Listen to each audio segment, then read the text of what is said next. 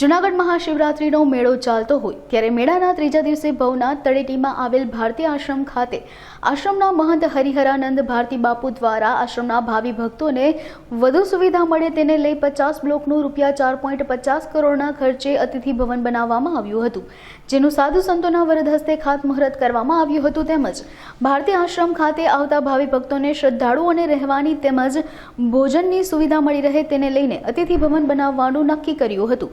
આ કાર્યક્રમના ભવનાથ મંદિરના મહંત હરિગીરી બાપુ, ગિરનાર મંડળના અધ્યક્ષ ઇન્દ્ર ભારતી બાપુ, મુક્તાનંદ બાપુ, અમરેલીના સાંસદ ભરત સુતરિયા સહિતના મહેમાનો ઉપસ્થિત રહ્યા હતા.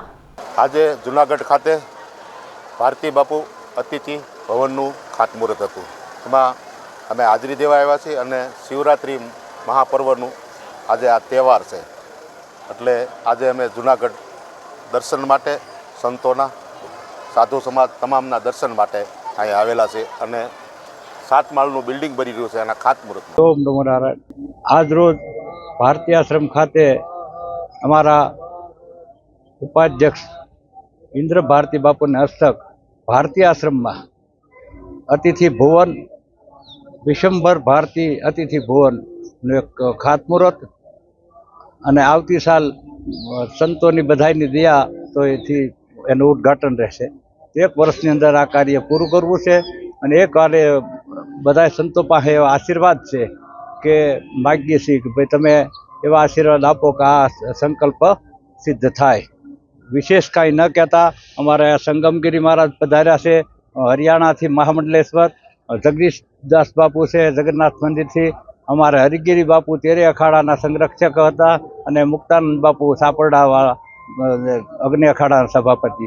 આ 5 સંતોને હસ્તક ખાતમુહૂર્ત કર્યું અને ખૂબ આનંદ અનુભવ્યો અને ખૂબ ખૂબ અમારા ગુરુભાઈ છે, મારી સાથે જ રહ્યા છે અને સાથે જ ગાહું, સાથે જ હરસ્યું, સાથે જ બાજશું, સાથે જ મરસ્યું.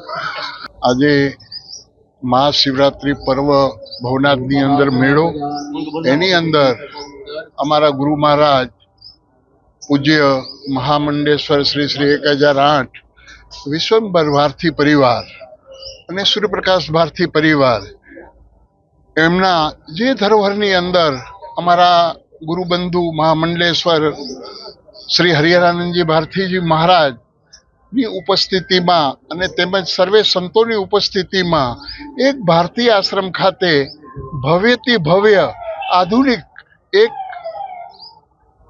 બિલ્ડિંગ બનાવવામાં આવશે, જેની અંદર અતિથિ અમારા શાસ્ત્રની અંદર અતિથિ દેવો ભવ કીધું છે, તો અતિથિ ભવનનું આજે ખાતમુહૂર્ત થયું છે અને પિનાકપાની શિવ અને ગુરુ દત્તાત્રેય પાસે હું પ્રાર્થના કરું, આવી જ રીતે અમારો સૂર્યપ્રકાશ ભારતી પરિવાર અને ભારતી બાપુ પરિવાર ફૂલી ફલી અને આગળ વધે એવી પિનાકપાની શિવ પાસે મારી પ્રાર્થના.